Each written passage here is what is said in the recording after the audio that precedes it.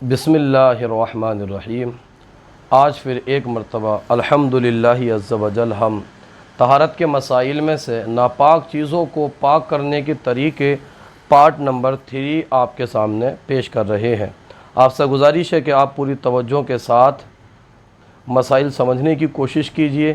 اگر مسائل سمجھ میں نہ آئے تو ہم سے رابطہ کیجئے۔ پہلا سوال ہے، بسم اللہ الرحمن الرحیم، منی کپڑے یا بدن میں لگ گئی تو کیا دھوئے بغیر بھی کپڑا پاک کرنے کی کوئی صورت ہے؟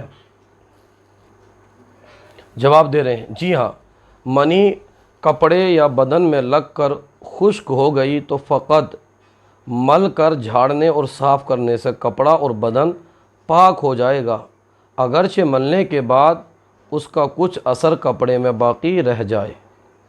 جس کپڑے کو مل کر پاک کر لیا گیا اگر وہ پانی سے بھیگ جائے تو ناپاک نہ ہوگا۔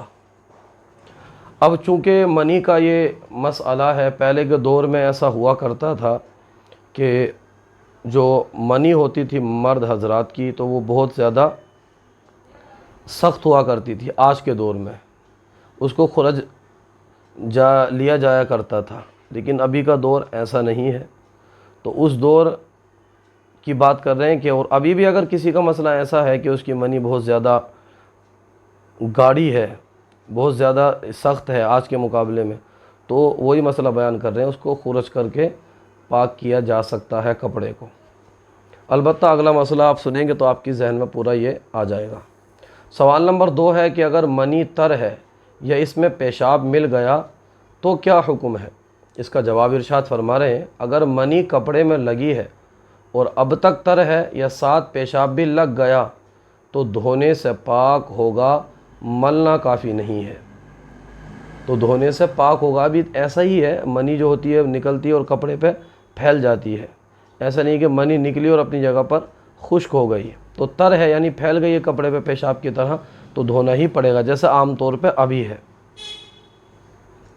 پہلے کہ آپ اگر پڑھیں گے کتابیں تو ایسا ملتا ہے کتابوں کے اندر کہ پہلے منی نکلتی تھی اور کپڑے پہ جم جایا کرتی تھی، جس کو بعد میں خرش کر کے کپڑا صاف کیا جا سکتا تھا اور کرتے تھے۔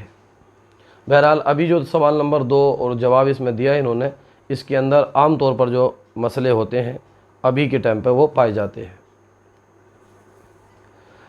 سوال نمبر 3 ہے، موزے اور جوتے کو دھونے کے علاوہ کیسے پاک کر سکتے ہیں؟ ایک تو یہ ہے کہ دھو کر کے پاک کیا جا سکتا ہے، دوسرا کوئی ایسا طریقہ ہے جو بغیر دھوئے پاک کی جا سکتے ہوں؟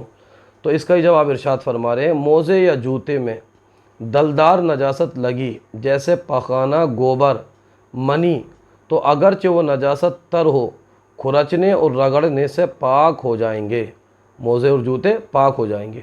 اور اگر مثل پیشاب کے کوئی پتلی نجاست لگی ہو اور اس پر مٹی یا راکھ یا ریتا وغیرہ ڈال کر رگڑ لیں تب بھی پاک ہو جائیں گے، اور اگر ایسا نہ کیا یہاں تک کہ وہ نجاست سوکھ گئی تو اب بے دھوئے پاک نہ ہوں گے۔ سوال نمبر 4، ناپاک زمین کیسے پاک ہوگی؟ تو جواب ارشاد فرما رہے ہیں، ناپاک زمین اگر خشک ہو جائے اور نجاست کا اثر یعنی رنگ اور بو جاتا رہے تو پاک ہو گئی۔ اب چاہے وہ ہوا سے سوکھی ہو یا دھوپ سے سوکھی ہو یا آگ سے، مگر اس سے تیمم کرنا جائز نہیں، نماز اس پر پڑھ سکتے ہیں۔ کیا گھاس، دیوار، درخت وغیرہ بھی خشک ہونے سے پاک ہو جائیں گے؟ یعنی زمین کا تو ہم نے سنا، کیا گھاس، دیوار، درخت وغیرہ بھی سوکھ جانے سے پاک ہو جائیں گے؟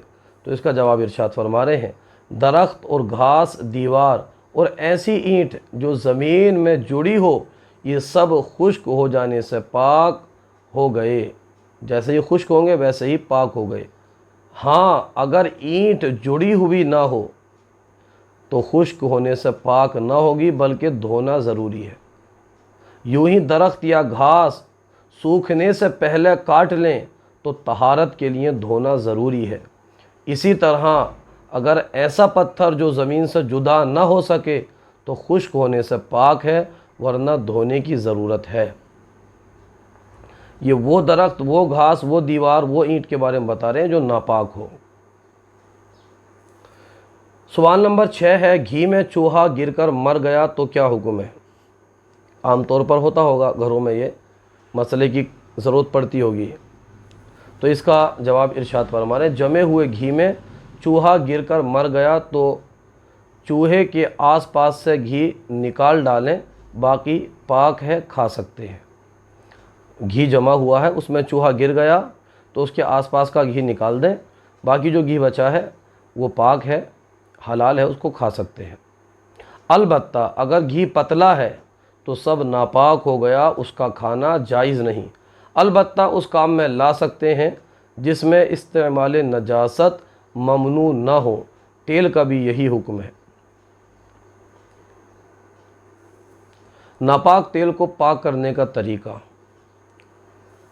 ناپاک تیل کے برابر پانی لیں، اس میں ڈالیں، خوب ہلائیں، پھر اوپر سے تیل نکالیں اور پانی پھینک دیں، یوں ہی 3 بار کریں، تیل پاک ہو جائے گا۔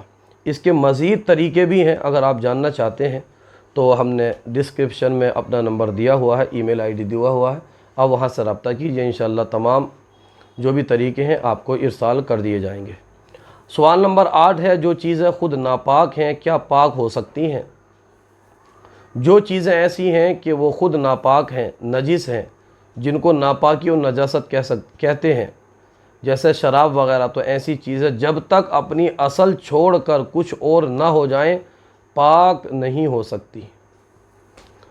8 نمبر کے بعد میں سوال نمبر 9 ہے ناپاک جانور اگر نمک کی کان میں گر کر نمک ہو گیا تو کیا حکم ہے؟ نمک بھی 2 طرح سے آتا ہے نا، سمندر سے آتا ہے اور کان سے آتا ہے، جو کان ہوتی ہے، تو اسی کا مسئلہ بیان کر رہے ہیں کہ جانور نمک میں گر کر نمک ہو گیا تو کیا حکم ہے؟ نجس جانور یعنی وہ جانور جن پر ناپاکی لگی ہوئی تھی، جو جانور ناپاک تھا، نمک کی کان میں گر کر نمک ہو گیا تو وہ نمک پاک و حلال ہے۔ اپلے کی راکھ کا کیا حکم ہے؟ سوال نمبر 10 ہے اپلے کی راکھ کا کیا حکم ہے؟ جواب ارشاد فرما رہے ہیں اپلے کی راکھ پاک ہے، اور اگر راکھ ہونے سے پہلے بجھ گئی تو ناپاک ہے۔